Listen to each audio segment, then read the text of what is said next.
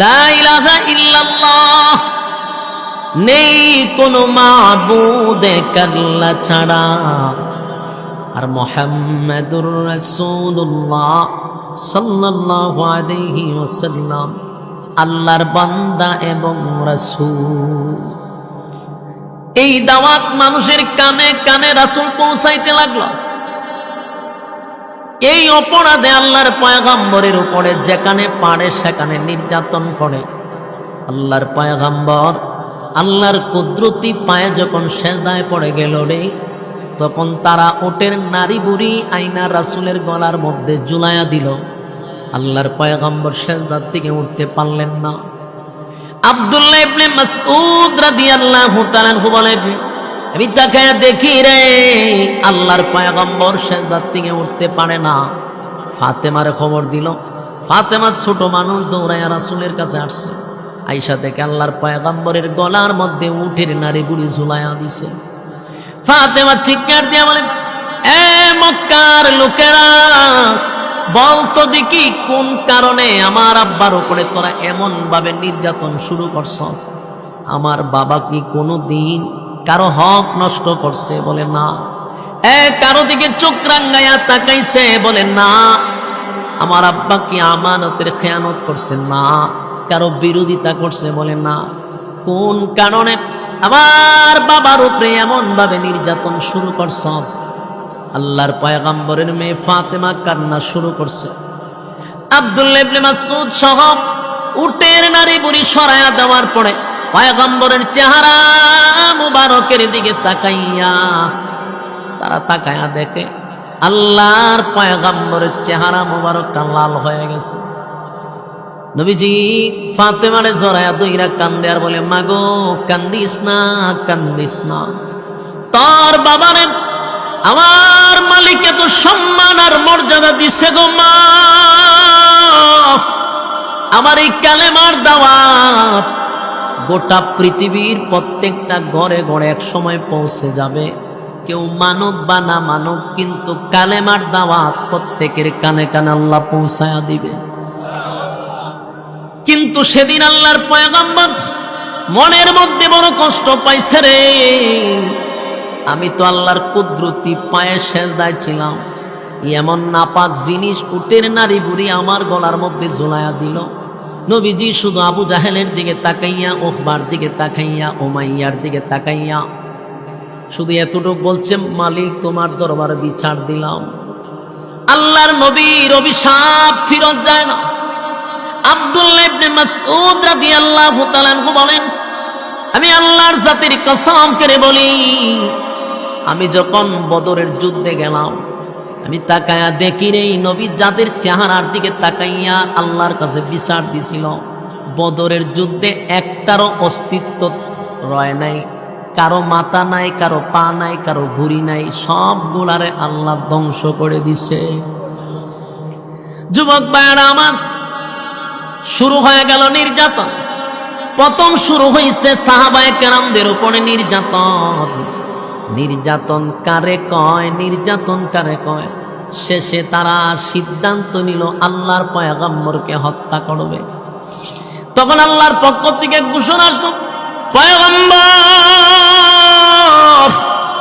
আপনি আর মক্কায় থাকার প্রয়োজন নাই, মক্কা থেকে আপনি হিজরত করে মদিনায় চলে যান। লম্বা ঘটনা সংক্ষেপে বলি, সেদিন পয়গম্বর রাতের আধারে প্রিয় বন্ধু আবু বকর সিদ্দিক রাদিয়াল্লাহু তাআলা আনহুকে লইয়া মক্কা থেকে মদিনা যায় রে। নবীর চোখ বেয়ে বেয়ে পানি পড়ে।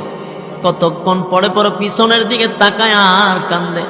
আবু বকর বলে, নবী গো, আপনার ইচ্ছায় তো যান নাই। আপনার বন্ধু আমার মালিক আপনারে অর্ডার করেছে, আপনি মদিনায় যাওয়ার জন্য কেন কান্দেন? আবু বকর নবীকে জিজ্ঞাসা করার পর পয়গম্বর চোখের পানি ছেড়ে দিয়া বলে, আবু বকর রে, আমি কান্দি, আমার বাবার দেশ দাদার দেশ ছেড়ে চলে যাচ্ছে, এই জন্য কান্দি না। আমি কান্দি খানায় কাবা তো আর মদিনায় পাবো না। খানায় কাবার দিকে তাকাইয়া আল্লাহর হাবিব চোখের পানি ছাড়ে। কিছুক্ষণ যায় আর ফিরে ফিরে শুধু খানায় কাবার দিকে তাকায় থাকে। নবীর চোখের পানি পড়ে। আল্লাহর পয়গম্বর 3 দিন পর্যন্ত একটা গুহার ভিতরে অবস্থান করছিল। সেখান থেকে নবী যখন মদিনায় পৌঁছে যায়, মদিনায় পৌঁছানোর পরে সংক্ষেপে বলছি, সেখানে যাওয়ার পরে 1 বছরও নবী থাকতে পারল না মদিনায়। 1 বছরও হইল না।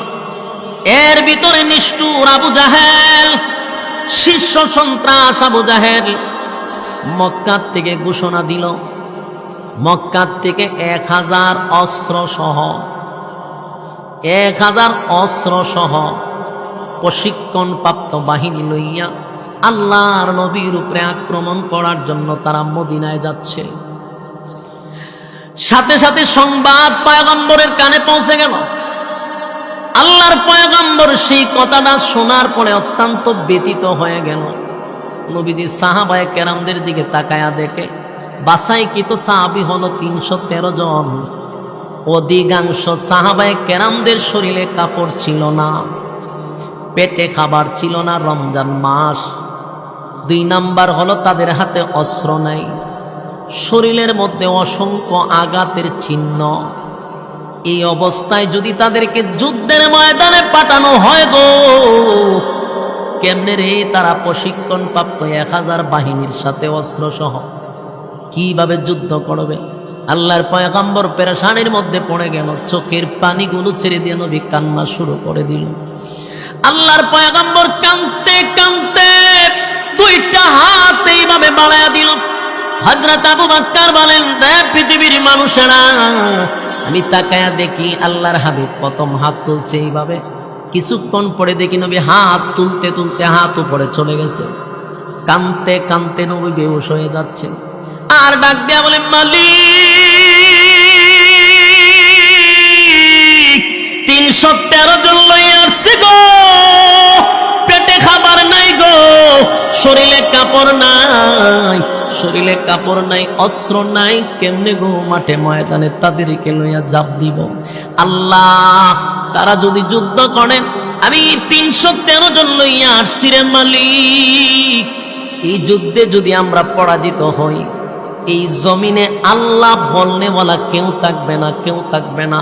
তোমার জমিনে যদি তোমার নাম প্রয়োজন হয়, তাহলে তুমি যুদ্ধে আমাদেরকে কেমনে বিজয় করবা তুমি জানো। আর যদি যুদ্ধে পরাজিত হই, আল্লাহর কালেমার দাওয়াত এই জমিনে দেওয়া যাবে না। এই জমিনে আল্লাহ বলনেওয়ালাও কেউ থাকবে না। নবীর কান্না দেইকা হযরত আবু বকর সিদ্দিক রাদিয়াল্লাহু তাআলা পিছন দিক থেকে নবীরে জড়ায়া ধইরা কান্না শুরু করে দিল। নবী গো, কান্দেন লাগো নবী, আপনি যদি এইভাবে কাঁদতে থাকেন আমরা তো ভেঙে যাব, আমাদের মন ভেঙে যাবে। কান্দেন না, আপনি কান্দেন না।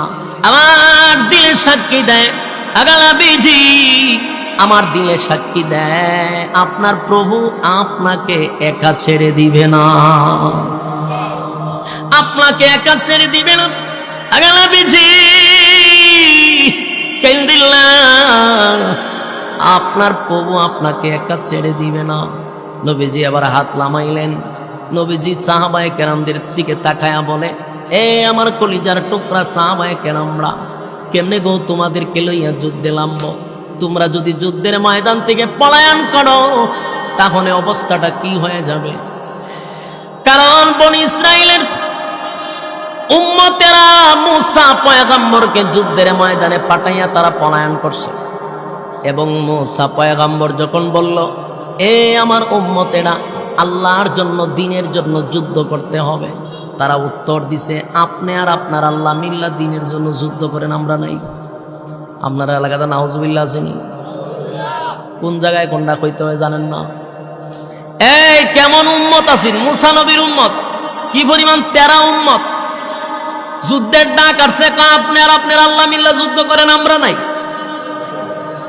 নবীজি বলেন, এ আমার কলিজার টুকরা সাহাবীরা, যুদ্ধের ময়দানে যদি তোমাদেরকে লইয়া আমি যাই, তোমরা যদি পলায়ন করো, কেমনে গো আমি যুদ্ধ করব?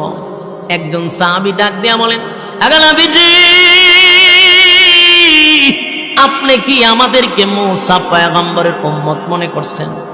আমরা বনি ইসরাইলের উম্মত না গো নবী, আমরা বিশ্ব নবীর উম্মত। আমরা আপনার জন্য জীবন দিতে প্রস্তুত। আমরা আপনার সামনে থাকবো, ডাইনে থাকবো, বামে থাকবো, পিছনে থাকবো, অসংখ্য তীরের আঘাত বুকে ধারণ করব। জীবন চলে যাওয়ার আগ পর্যন্ত একটা তীরের আঘাত আপনি নবীর শরীরে পড়তে দিব না। সাহাবায়ে কেরামদের ভালোবাসা নবীর প্রতি, হায় রে প্রেম ভালোবাসা কারে কয়? সাহাবায়ে কেরামদের জীবনী পড়লে পাওয়া যায়। আল্লাহর পয়গম্বর এই কথা শোনার পরে মোটামুটি রাসূল খুশি হয়ে গেল। সাহাবায়ে কেরামরা যখন আশ্বাস দিল, সাহাবায়ে কেরাম যেহেতু বলছে আমরা আপনার সামনে আছি, পিছনে আছি, এখন আসুন, নবীজি একটু শান্তি পাইল। কিন্তু বারবার আসমানের দিকে তাকায় আর নিজের বাহিনীর দিকে তাকায়। 313 জন ছিল ঠিক, কিন্তু 313টা অস্ত্র ছিল না, 313টা তরবারি ছিল না। কারো হাতে খেজুরের ডাল, কারো শরীরে কাপড়ই নাই। মক্কায় যে মায়ের খাইছিল, শরীরে অসংখ্য জখমের দাগ আছে, পেটে খাবার নাই, নবীর চোখ দিয়া পানি পড়ে। ঠিক এই মুহূর্তে আল্লাহর পক্ষ থেকে ঘোষণা আসছে, নবী গো ঘাবড়াবেন না, কেন্দেল না। 13টা বছর আপনি মক্কায় মায়ের খাইছেন গো নবী, প্রতিবাদ করতে আমি দেই নাই, এক ছাটিয়া শুধু মায়ের খাইছে। 13 বছর নবীরে মক্কায় মারছে, কিন্তু আল্লাহর পক্ষ থেকে নিষেধ আসছিল প্রতিবাদ করা যাবে না, প্রতিবাদ করেন না, এক ছাটিয়া মায়ের খাইতে থাকেন। 13 বছর এক ছাটিয়া নবী খালি মায়ের খাইছে। নবীর শরীরের রক্ত জমিনে জড়াইছে, আপনার এক ছাটিয়া 13 বছর মারছে। আপনি আসেন নাই, আমি হুকুম দিছি মদিনায় আসার জন্য, মদিনায় আসছেন। কিন্তু এরা মক্কা থেকে আবার মদিনায় আসছে গায়ে ভইরা ঝগড়া করার লেগে। বলুন তো দেখিটা, গায়ে ভইরা ঝগড়া হইল না? 13 বছর মারার পরে নিজের মায়ের দেশ, বাবার দেশ, সম্পত্তি সব ছাইরা দিয়া নিঃস্ব হয়ে আরেক দেশে গেল। সেখানেও তোদের পিছনে তারা লাগে নাই, তোদেরকে যন্ত্রণা দেয় নাই, তোদের বিরোধিতা করে নাই। কিন্তু এরপরেও তারা মক্কা থেকে নবীরে মারার জন্য মদিনায় আসছে। এটা গায়ে ভইরা ঝগড়া। আল্লাহর পয়গম্বরকে আল্লাহ সান্ত্বনা দেয়, নবী গো মন খারাপ করবেন না, কেন কান্দেন? আমি আল্লাহ আপনার সঙ্গে আছি। আল্লাহ যদি তাকে আর কোনো টেনশন আছে? কথা হইনা দি। আল্লাহর পয়গম্বরের দিলটা বড় হয়ে গেছে। আল্লাহ নবীরে শিখায়, আগে নবীজি 13 বছর মায়ের খাইছেন, মদিনায় আসছেন আমার হুকুমে। আসার পরে আপনি তাদের সঙ্গে কোনো ঝগড়া করেন নাই, কিন্তু তারা আবার গায়ে ভরে ঝগড়া করতে চায়।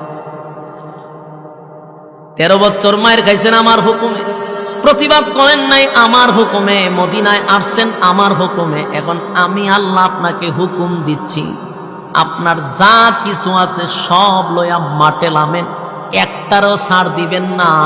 গায়ে ফিরা যেহেতু ঝগড়া করে, ঝগড়ার জবাব দিতে হবে। জোরে কোন সুবহান। শিখাচ্ছে কে? কথা কয় না, আরো জোরে বলেন আল্লাহ। আল্লাহ শিখায় প্রতিবাদ করতে হবে এখন। কারণ সব সময় যদি গায়ে ভাড়া দিয়ে ঝগড়া করে কেউ, তার দাঁত ভাঙ্গা জবাব দিতে হয়। একবারে ছাইরা দিলে গারমোড়া হয়। কথা বুঝেন আমার? বেশি সহজ দিলে, বেশি ছাড় দিলে আর গারমোড়া হয়। মাঝে মধ্যে গার ফাতারে কয়েকটা দিতে হয়, তাহলে একেবারে আলিফের মতো সোজা হয়ে যায়। আমরা তো এমন এক জাতি, খালি মায়ের খাই, মায়ের দিতে জানি না। আমরা যেখানে যাই খালি হাতে যাই, পরে মায়ের খাইয়া ঘরে ফিরে আসি। এটা কিন্তু সিস্টেম না, সব সময় মায়ের খাওয়ার সিস্টেম না। মাঝে মধ্যে কুবা শামসুর মতো কুবাইতে হয়। কারণ আমরা নরম মনে করতেছে, আমরার মতো নরম আর কেউ নাই। মায়ের আমরা খাই, অপবাদ আমরার উপরে আসে। কথা কন, আমরা কি উগ্র? আমি কি কোনো গুরুস্থানে আছি?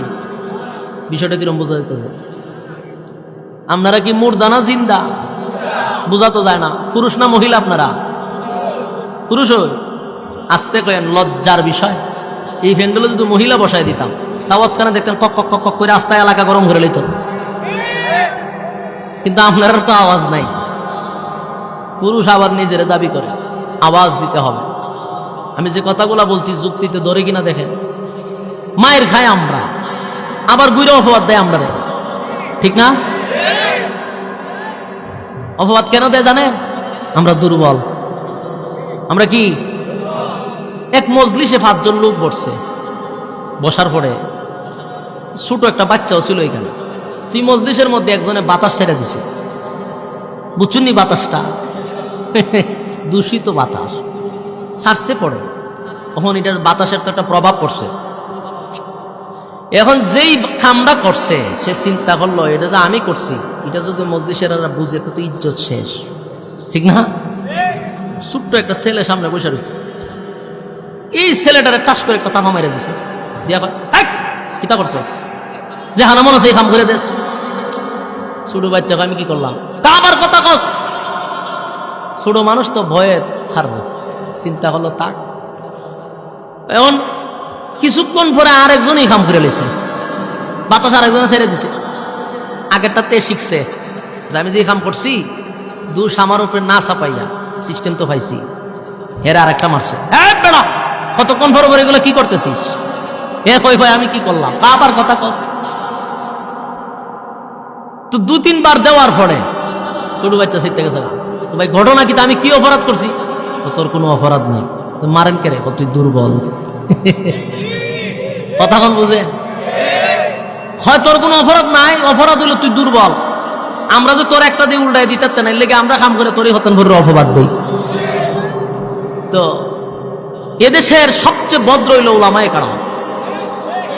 ওলামায়ে কেরাম টেন্ডারবাজিও করে না, সাদাবাজিও করে না, রাস্তাঘাটের ইট সিমেন্ট বালু মাইরা খায় না, রাস্তাঘাট বাথরুম টিউবওয়েল এটা কিন্তু আমরা খাই না। অনেকে বাথরুম সুদ্ধা খায় খায়নি। আমি একখানা মাহফিলে গেছিলাম, আমার হুজুর আমরা এলাকার একজনে বাথরুম খাইলিছে 3টা। আমি বললাম হাউলাল কত বলে, হ্যাঁ মেয়ে বাথরুম কেমনে খায়? সিলেটের মানুষ দিকে আপনারা মনে করছেন আমরা ব্যাককল, না হুজুর বাস্তব ঘটনা, বাথরুম খাইলিছে। আমি জিন্না মানুষ মানুষ তো বাথরুম খায় কেমনে? তো সরকারে দিছে 3টা গরিব রে, এ একলাই খাইলিছে। আমি কখন বুঝতে পারছি, প্রথম তো ডরাইছিলাম। এরকম বাথরুম খাওয়াই না, টিউবওয়েল খাওয়াই না, আসেনি রাস্তাঘাটে ইট বালু পর্যন্ত সাবাইয়া খায়ালা। আমরা কি তা খাইনি? এর ফড় চুরি বাটপারি জেনা বেবিচার খুন খারাপি সমানে তারা করে, লাস্টে গুড়াই আইন না জঙ্গিবাদের অপবাদ দিয়ে উজুরালে বলে কেন দেখ আপনারা দুর্বল। কিতা সন্ত্রাসী ছাদাবাজি টেন্ডারবাজি করে, কলেজ ভার্সিটির ফুলাবান মারামারি করে তারা, কিন্তু কলেজ ভার্সিটির ফুলাবান জঙ্গি হইতে পারবো? যদি কয় হক স্টেমটা বাইরে এর দাঁত সবটি ফেলাই দিব, এর লিগে এর কয় না, কয় মাদ্রাসার ফুলাবান। কেন? আমরা দুর্বল, আমরা ঘুরাইয়া দেই না। এই জন্য রাসূল কয় সব সময় নরম হইয়া থাকার দরকার নাই। গায়া হইরা যখন ঝগড়া করবো, যা আছে তাহলে এলামেন, লাইন না হমানে কুবাইবেন, কুবা শামসুর মতো কুবাইবেন, ফাত থেকে মাথা পর্যন্ত হমানে কুবাইতে থাকেন। রাসূল আল্লাহ যখন কই যার অসুবিধা আসেনি, এরপর রাসূলে কয় আল্লাহ আমার 313 জন দুর্বল, অস্ত্র নাই। আল্লাহ কোনো অসুবিধা নাই, আমি লোক পাঠাইতেছি, আমি মালাইকা পাঠাবো আসমান থেকে। আপনার এলাকা সুবহানাল্লাহ আসেনি? ফেরেশতা পাঠাইছে। জিগা কয়জন পাঠাইত? 1000 পাঠাই, ওই তো না আরো পাঠা। কত? 2000 কনা, 3000 কনা, 5000 পাঠাইছে। সুবহানাল্লাহ। বলুন তো দেখি, 1000 বেঈমানরে মারতে কি 5000 ফেরেশতা লাগে? একজন লাগে। একজন ফেরেশতার আঙ্গুলের মাথা দিয়ে যদি বাড়ি মারে, এরা না কয়েক রাষ্ট্র বাইরে গিয়ে ঘুরে যাবো। ফেরেশতা কত বড় জানেন? জিবরাইল আলাইহিস সালাতু ওয়াস সালাম কত বড় আপনাদেরকে একটু শোনাই অল্প 1 মিনিটে। জিবরাইল আলাইহিস সালাতু ওয়াস সালাম কত বড় এটা বলার দরকার নাই।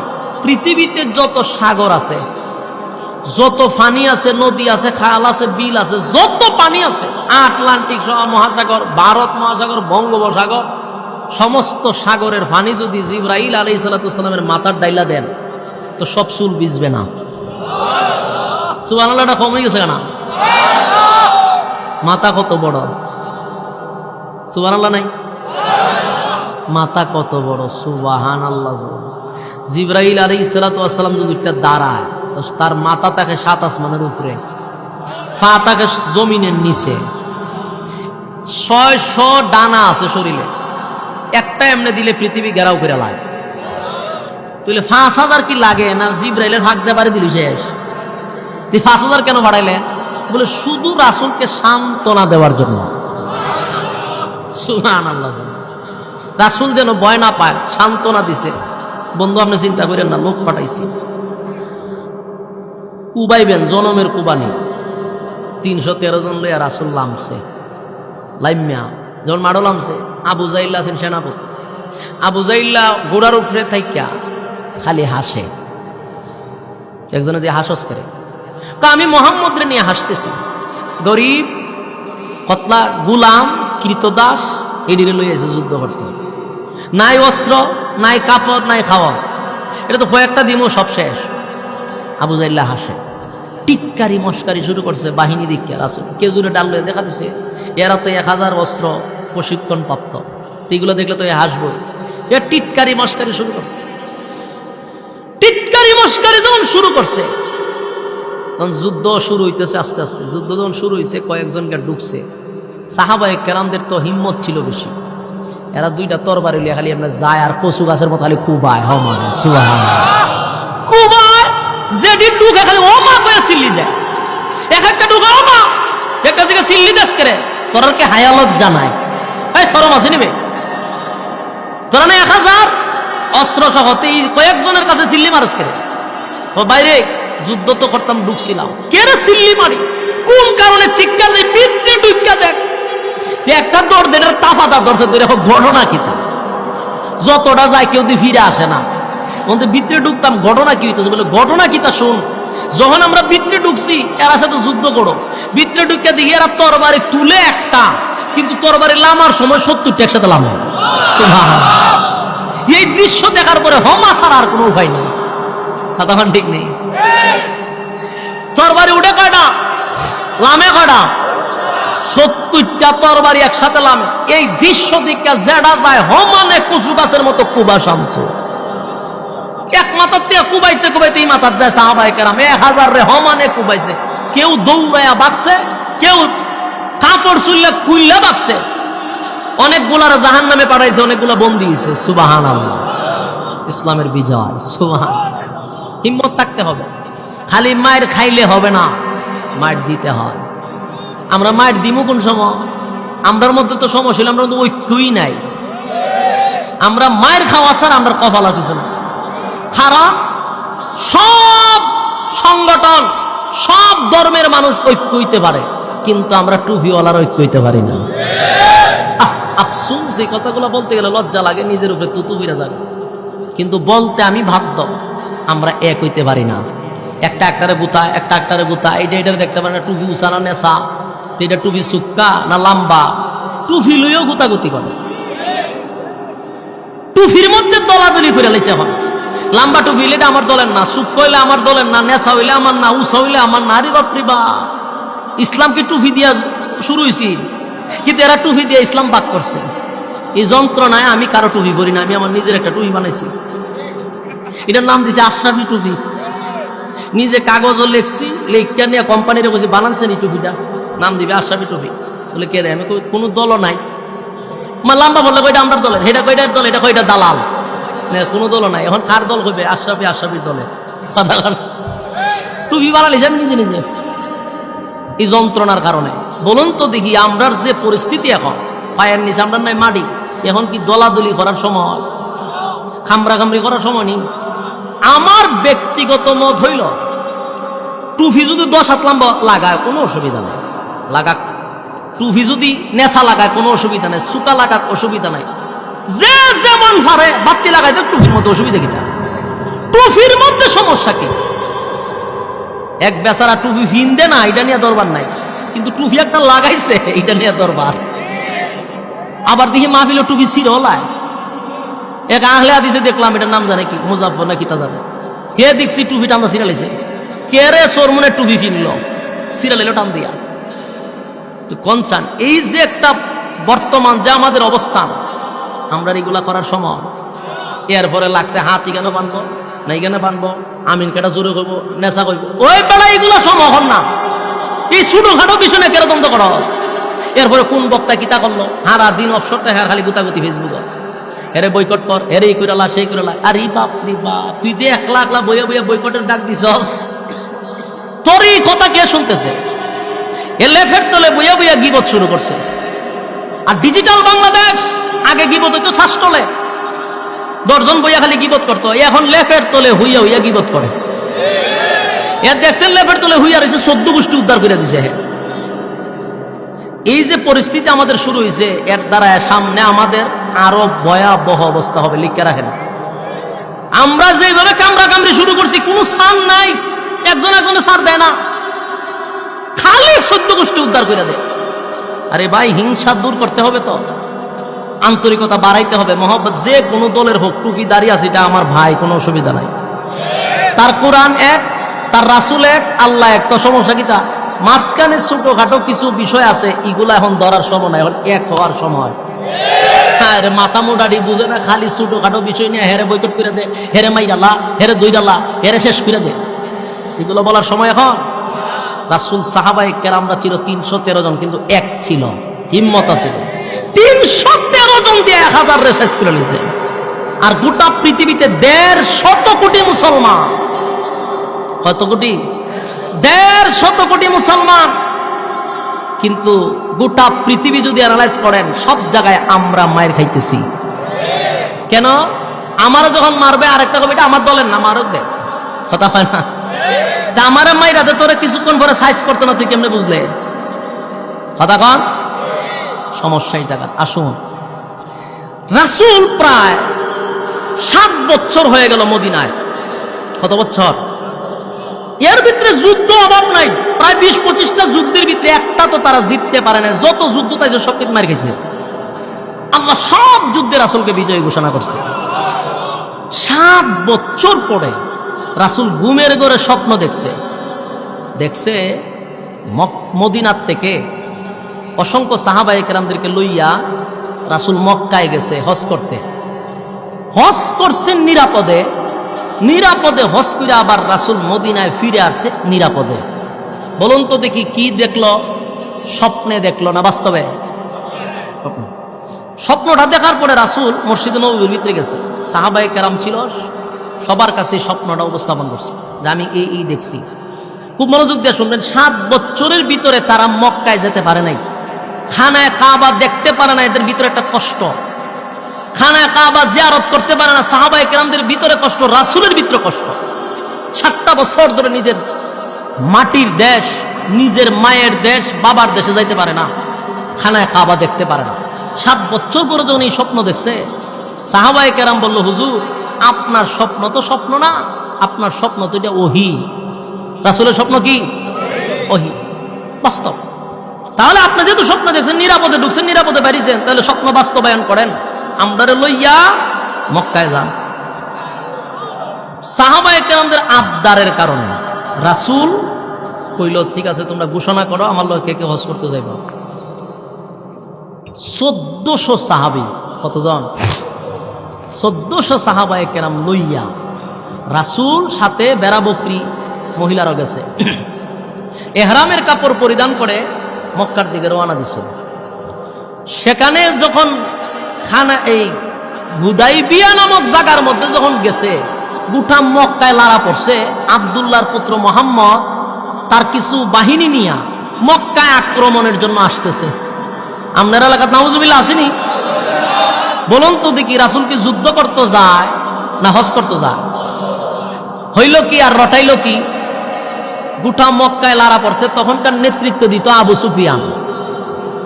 হয় আব্দুল্লাহর পুত্র মুহাম্মদ যুদ্ধ করবে লাইতেছে, তোমরা তাড়াতাড়ি প্রস্তুত নাও, জীবন দিয়ে হলো তাকে মক্কায় ঢুকতে দিব না, কারণ যতবার গেছি খালি হমানে কুবাইছে আমরা। এখন যদি মক্কায় ঢুকে তো মক্কায় আমরার বাড়ির কাছে আমরা মাইরা যাইব, আমরা তারা ঢুকতে দিব না। আল্লাহর রাসূলের কাছে খবর আসলো আপনাকে মক্কায় ঢুকতে দিবে না, কেন? তারা ঢুকতে দিবে না। তো রাসূল কি করবে? সাহাবায়ে কেরামদেরকে নিয়ে সেখানে তাঁবু টাঙাইছে, তাঁবু টাঙাইয়া অবস্থান করলো। আবু সুফিয়ানের কাছে যখন তার লিডাররা বড় বড় যারা আছে মক্কার মাথাগুলি এক জায়গায় আসছে রাত্রের বেলা, এসে কয়ে রে যুদ্ধ যে করতি মুহাম্মদের সাথে, অতীতে যতটা যুদ্ধ করছ কোনটা কি জিততে আইতে পারছ না? কি করছে? মানে কুবাইছে। তেহন যে যুদ্ধ করতি অহনো যুদ্ধ তোরারে ঘরের কাছে কুবাই যা কি করবি? এটা তো কথা ঠিক। তাহলে একজনের সাথে যুদ্ধ করার আগে তার অবস্থান জান্না করা দরকার। মুহাম্মদ আসছে, কি পরিমাণ বাহিনী নিয়ে আসছে, কি পরিমাণ অস্ত্র নিয়ে আসছে, আগে আমরা এটা একটু দেখি, ওই পরিমাণ অস্ত্র এবং ওই পরিমাণ বাহিনী নিয়ে আমরা ওখানে যাব। এটা হলো তাদের পরামর্শ। আল্লাহ রাসূলকে যুদ্ধ করবার লেগেছে, তো রাসূল তো এসে স্বাভাবিকভাবে হজ করতো, যুদ্ধের প্রস্তুতি নিয়ে আসে নাই, কিন্তু এরা রটাইছে যুদ্ধ করবার লেগে। দেখেন হেকমত কি জিনিস। তখন আবু সুফিয়ানে করলো কি, দুইজন গুয়েন্দা পাঠাইছে রাত্রের বেলায়, তোরা যাবি গিয়া দেখবি মুহাম্মদ কি পরিমাণ লোক আনছে, রিপোর্ট আমারে জানাবি। রাসূল সাহাবায়ে কেরামদেরকে লইয়া রাত্রের বেলা চিন্তা করলো, হেরা তো আমরা যাই বলে দিব না, আচ্ছা ঠিক আছে রাত্রে এখানে আমরা কাটাই। বললো তোমরা একটা কাজ করো, রাত্রের খাবার রেডি করো। সাহাবায়ে কেরাম জিজ্ঞাইলো, হুজুর চুলা কয়টা বানাবো? রাসূল কয় কয়েকশো চুলা বানাও। সুবহানাল্লাহ জানি। এই 1400 মানুষকে খাওয়াইতে কয়টা চুলা লাগে? হ্যাঁ বহুত কয়টা লাগে? হয় না তো 150। মাশাআল্লাহ, আন্তাজের অভাব নাই। এটা যে মমি সিং হয়ে গেছে, মমি সিং থেকে গেছিলাম, কত 200 তো লাগবই। আপনারা গাজীপুরের মানুষ, তুমি সচেতন হওয়ার কথা। 1400 মানুষ বুঝি 200 লাগে? ও চুলা, চুলা খাইব না ভাত খাইব? মিয়া 3টা চুলা হইলে আমি 2000 মানুষ খাওয়াইতে পারো। কথা কয় না? অন কেমনে ঠিক কইছে? ভাইব্যা কইছেন। একটা বিয়া শাদিতে কয়টা চুলা বসা? 2 চুলা দিয়া, সেটা 3 চুলা দিয়া 500-600 মানুষ খাওয়ায়। এটা তো কয়েক জাতের আইটেম থাকে। সাহাবায়ে কেরাম খাইতে হবে না, এরা বুঝি কয়েক জাতের আইটেম করব। এক জাতের আইটেম যদি করে একটা চুলা হইলে যথেষ্ট। 200 কইলেন কেমনে? আন্তাজ খাও, ঠিক না? বলে হুজুর ঠেলার ছুটে হয়ে লাইছি। সম্মানিত শুধু তো রাসূল যখন ওই যে 100 চুলা বানাও, সাহাবায়ে কেরাম মাথা তার দিয়ে মারে ফিরে গেছে। হুজুর মানুষ তো 1400, আমরা চুলা বানাইতাম 100 কোন কারণে? এক সাহাবীকে চোখ, রাসূল কইছে 100 বানা, এখানে কেন কোন কারণে এই কথা রাসূলের সাথে চলে না? এরা চুলা বানায় আর ভাই মানুষ 1400, চুলা এতগুলা কেন বানাবো? এক সাহাবী কয় রাসূল বলছে এখানে কোনো কথা চলে না, বানাইতে থাক। 100 চুলা বানাইছে। বানাইয়া রাসূল জিজ্ঞাসা করে 100 চুলাতেই পাতিলা বসাও, আগুন ধরাও। আগুন যখন চুলাতে ধরাই দিছে, রাত্রের বেলায় 2 গোয়েন্দা আসছে, মানুষ দেখত। যেই মাত্র পাহাড় থেকে লাইমা ভিতরে গিয়া দেখে চতুর্দিকে খালি আগুন দেখা যায়, দাঁড়ে গিয়া দেখে আগুন আর আগুন। এরা কয় কিরে আগুন দিয়া কি বাউন্ডারি দিছিনি? কয় না, আরো সামনে যা, আরো সামনে যা, গিয়া দেখে এটা চুলা। একটার জিগে এটা দিয়ে চুলা। বলে হ, বলে কি করতে? বলে খানা রেডি করতেছে। তিনটাই মাথা তার দিয়ে সর্বনাশ, খানা রেডি করার লেগে এত চুলা। তাহলে চিন্তা কর কি পরিমাণ লোক আসছে। 100 চুলাতে তো বেটা 50,000 মানুষ খাওয়ানি যায়। সর্বনাশ, কি এর যুদ্ধ করতে তাড়াতাড়ি বাড়ি গালতি। সুবহানাল্লাহ কইনা গেল দৌড়ে আবু সুফিয়ান নেড়ে গিয়ে হয় তোর যুদ্ধ তুই রাখ। 1400 মানুষ আর কি তা 100টার উপরে চুলা। আবু সুফিয়ান না জিগায় মানুষ কতজন? বলে মানুষের গোষ্ঠী গিলা চুলা 100। জিগায় ঘটনা কি? বলে ঘটনা তো আমরা বুঝি না, ক্যালকুলেটর বাড়ি যায় 100 চুলায় কতজন মানুষ খায়। এত মাথা দাঁত দিয়া কয় তোরা কি রাত্রের বেলায় গেছ বুতে জিনে দইরা মনে 5 বার দেখাইছে একটা জিনিস না, আমরা ঠান্ডা মাথায় দেখছি। এরপরে মনে বুঝ দিতারে না, এক জিনিস 2 বার দেখছ না, মন রে তো আর বুঝ দিতারে না। সকাল বেলা তোরা আবার যাবি, যে আবার মানুষ দেখে আইবি। রাত্রের খানা শেষ, সাহাবায়ে কেরামদের সবাই ঘুমিয়ে যাবে। রাসূল বলতেছে তোমরা বাথরুম বানাও, কারণ বাথরুমে দরে কোন সময়? সকালে বাথরুম বানাও। জিগা হুজুর কয়টা বাথরুম বানাবো? 10-15টা বানাও। এরা হয় ঘটনা বুঝলাম না। চুলা লাগে 3টা, বানাইলাম 100, বাথরুম হন 100 হইলে আরো বেশি বালা, 200 হইলে আরো বেশি বালা, ঠিক না? জামার বাইরমো, কিন্তু বাথরুম হয় 10টা বানাইতাম, এরা মাথায় আর ধরতেছে না। আরেকজনে কয় রাসূল কইছে বানা, হ্যাঁ হুঁ জিগানি টাইম নেই। 10টা বাথরুম বানাইছে। সকালবেলা যখন মানুষ প্রস্রাব পায়খানা করতো, 10 জন ঢুকার পরে বাকি মানুষ কিতা করতো, কথা কয় না? এক এক বাথরুমের পিছনে সিরিয়াল শুরু হয়েছে, 10টা সিরিয়াল বদনা লইয়া। 2 গোয়েন্দাইছে ফজরের উপরে মানুষ দেখতো, আইয়া দেহে বাথরুমের সিরিয়াল। সুবহানাল্লাহ আসেনি? এটি মাথা দাঁত দিয়া কইরে এটা দি বাথরুম, বলে হ বদনা দিয়া তো, বলে হ। সর্বনাশ! এই যদি হয় বাথরুমের সিরিয়াল, তাহলে তাবুর ভিতরে কত পরিমাণ? তাবুতে নাই একজন, সবাই যে বাথরুম। হেরা মাথা দাঁত দিয়া কয় যদি এই পরিমাণ বাথরুম হয় তাহলে কি পরিমাণ তাবুতে আছে? উপায় নাই, উপায় না। যুদ্ধের গোষ্ঠী গিলা দৌড়ে আবু সুফিয়ান এরকম মায়ের খাওয়া ছাড়া উপায় নাই। বলে ঘটনা কি? বলে ঘটনা ভয়াবহ। বলে চতুর্দিকে খালি বাথরুম। বলে মানুষ কতজন? বলে বাথরুমের হিসাবর্তি করতে পারছি না, মানুষ যেমন কোন সময়। এমন ভয় পাইছে, বলছিল যুদ্ধবাদ। বলে যুদ্ধের নাম হইল দিত না, যুদ্ধবাদ। সকালবেলা রাসূল উসমান ইবনে আফফানরে পাঠাইছে মক্কায়, তুমি কইয়া বলে আমরা যুদ্ধ করতে পারছি না, আমরা হজ করতাম। উসমান অত্যন্ত ভদ্র মানুষ এবং উনি ছিলেন লাজুক প্রকৃতির একজন সাহাবী। উনি যাওয়ার পরে ওনার এরা বন্দি করে লেছে, বন্দি করে আটকায় রাখছে। আর একজন গিয়ে রাসূলের কাছে কইছে হুজুর আপনার উসমানটা হত্যা করছে। হুজুর যেই মাত্র রাসূল শুনছে হত্যা করছে, রাসূলের চেহারার পরিবর্তন চলে আসছে। আল্লাহর হাবিব বলেন সাহাবীরা রে, আমার উসমানকে তারা হত্যা করছে। আমি মক্কা থেকে মদিনা থেকে 1400 সাহাবায়ে কেরাম লইয়া আসছিলাম হজ করার জন্য, যুদ্ধ করার জন্য আসি নাই। ইহরামের কাপড় পরিধান করে আসছি, যুদ্ধ করতে আসি নাই। কিন্তু আমার উসমানকে তারা হত্যা করছে। আমি আল্লাহর পয়গম্বর, নবীজির চেহারার রং পরিবর্তন হয়ে গেল। আল্লাহর নবী ঘোষণা দিল আমি আমার উসমানের রক্তের প্রতিশোধ না নিয়ে আমি মক্কা মদিনায় যাব না। আরে যুবক ভাই খুব খেয়াল করবেন, আল্লাহর পয়গম্বর কতটুকু রাগান্বিত হইলে চেহারার রং পরিবর্তন হয়ে গেল। আর ঘোষণা দিয়া দিছে আমি উসমানের রক্তের প্রতিশোধ না নিয়া, রক্তের বদলা না লইয়া আমি মদিনায় যাব না। এরে কারা কারা আমার সঙ্গে যুদ্ধে প্রস্তুতি নিবি? আল্লাহর পয়গম্বর হাত বাড়াইলেন, কারা কারা যাবি? বায়াত হ। বায়াত বুঝুননি? কিতাব বুঝছো? আমরা দেশের বায়াত, আমরা দেশের বায়াত হয় কিশোরি আর সাইলের ডাইল বানাইয়া খাইবার লেগে, ডাইলে সাইলে কিশোরি বানাইবার লেগে বায়াত হয়। বায়াত হইলে পরে কইয়া দে খালা গুরু আনিস, আর ছাগল রানবে খালা, মুরুগ আনলে হয় খালা। আমি একটা যদি চিন্তা করলাম খালা হয় কেন রে, হয় খালা হইলে বাটপাড়ির সিস্টেম।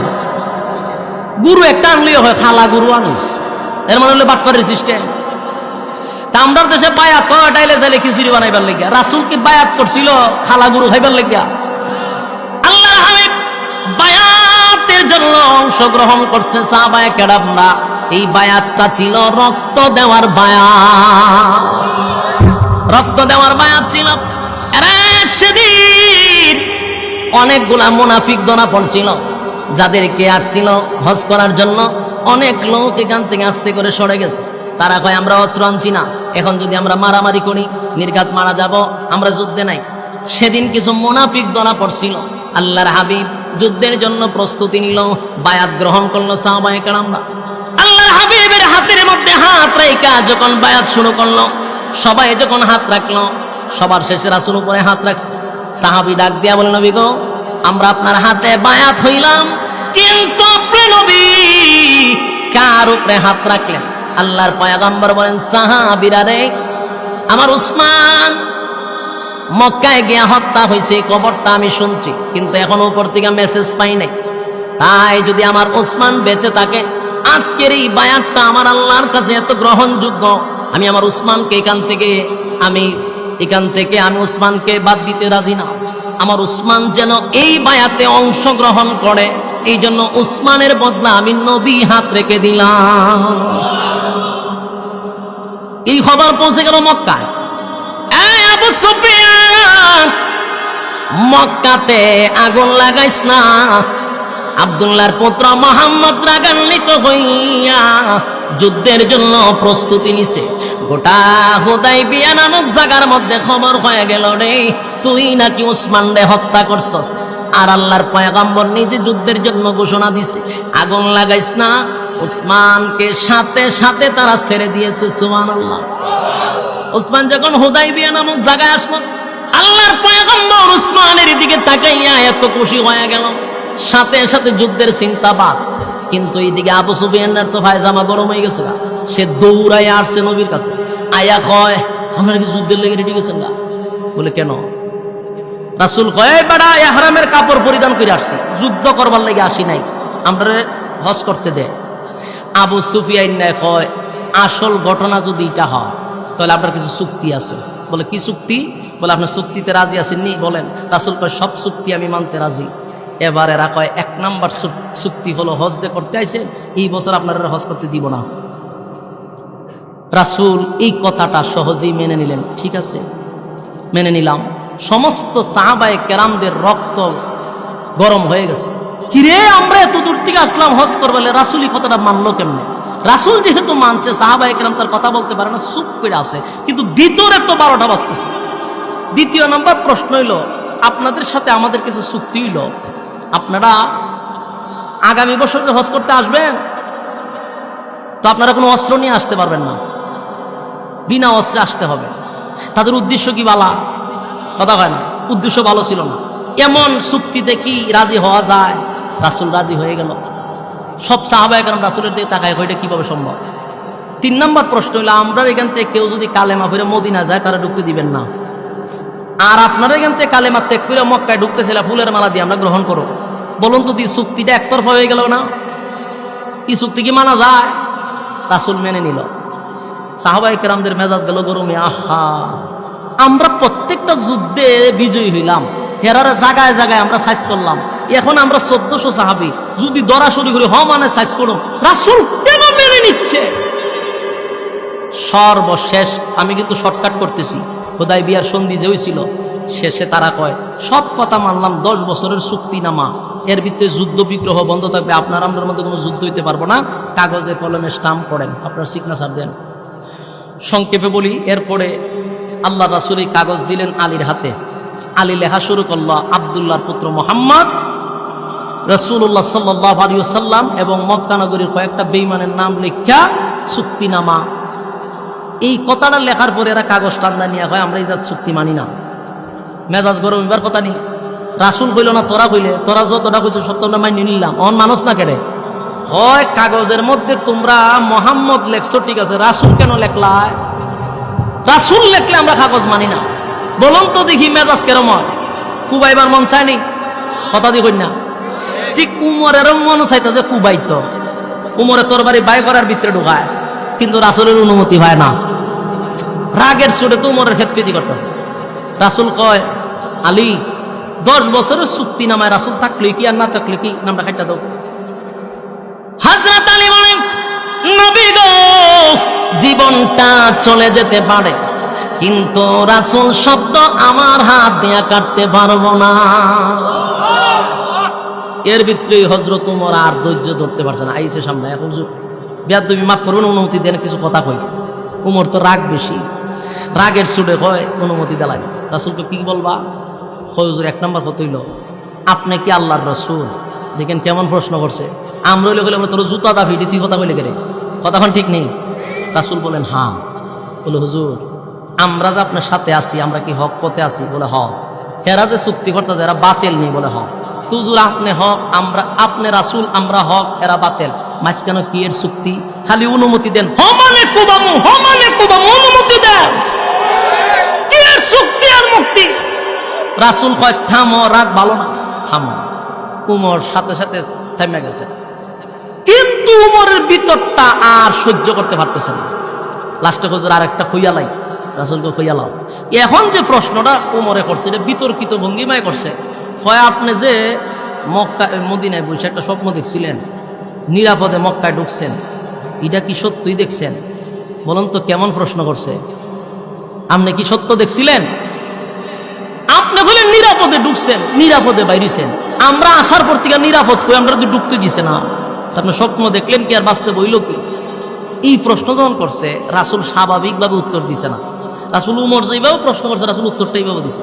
রাসূল কয়, উমর তোমারে কি আমি বলছিলাম যে আমার স্বপ্নটা আজকেই বাস্তবায়ন হবে? এই কথা তো বলেন নাই, তো তুমি আমার এমন প্রশ্ন করছো কেন? অহন তো উমর প্রশ্নে গেল হাইরা, লজ্জায় পিছনে গেছে। ও কথা তো ঠিক, স্বপ্ন যে আজকে বাস্তবায়ন ওই কথা তো বলে নাই। উমরে কয় লজ্জা পাইলিস, আর প্রশ্ন উত্তর দিছে না। এর ভিতরে রাসূল করলো কি, কলম নিয়ে নিজেই রাসূল শব্দ খাইটা দিছে। সমস্ত সাহাবায়ে কেরামদের চোখ দিয়া পানি পড়া শুরু হয়েছে। সমস্ত সাহাবায়ে কেরাম বলেন 1400 সাহাবায়ে কেরাম আমরা তরবারি আছে, নবী যদি অনুমতি দিত নেই হমানে কুবাইতাম, কিন্তু আমাদেরকে দাঁড় করাইয়া, আল্লাহর হাবিবরে দাঁড় করাইয়া আমাদের উপস্থিতিতে রাসূল শব্দটা কেমনে কেটে দিল। চোখের পানি পড়া শুরু হয়ে গেল।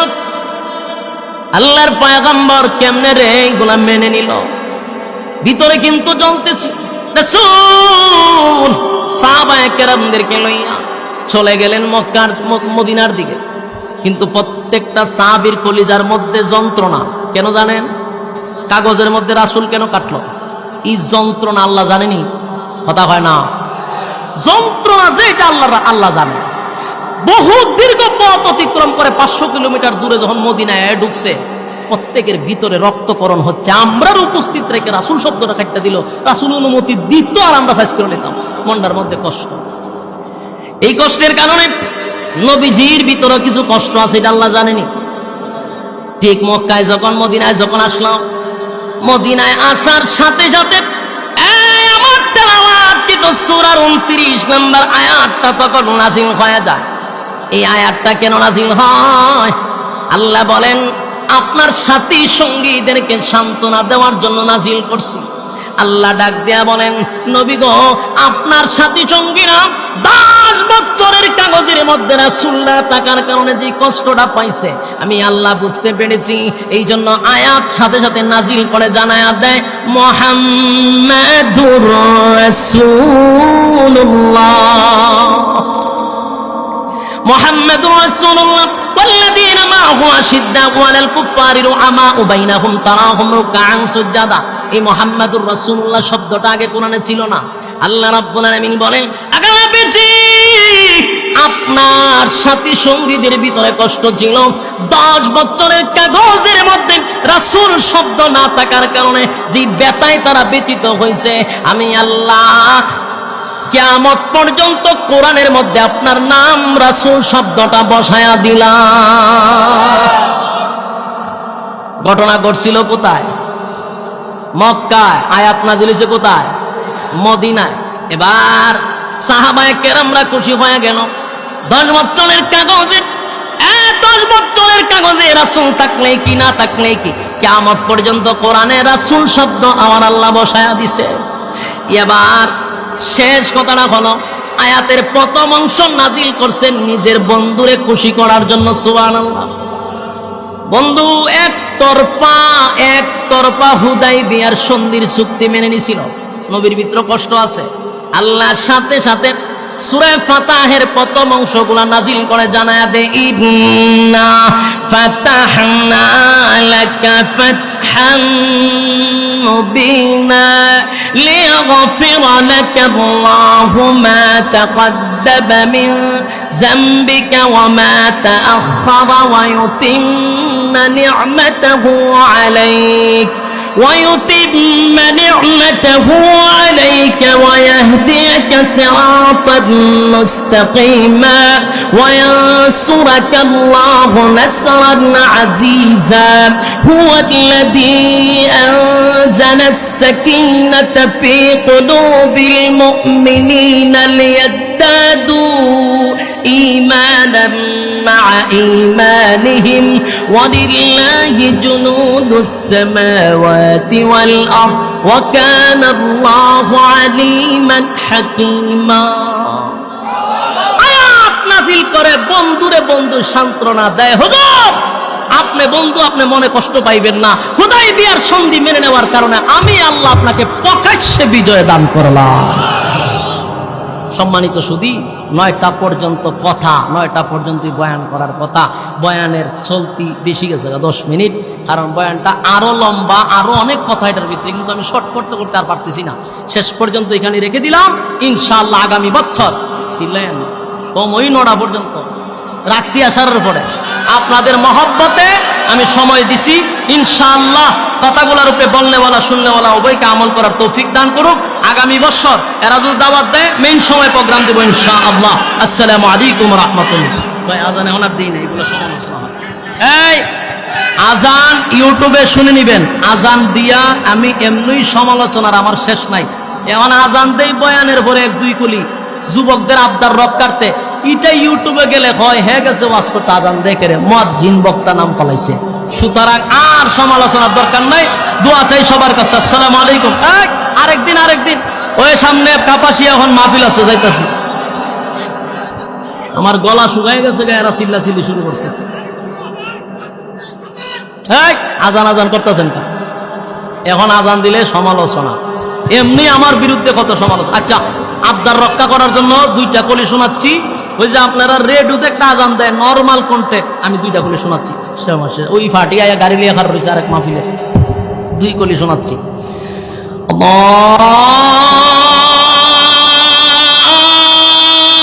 আল্লাহু আকবার,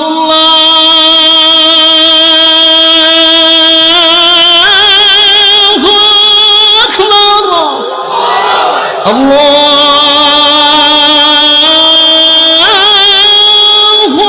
আকবার, আল্লাহ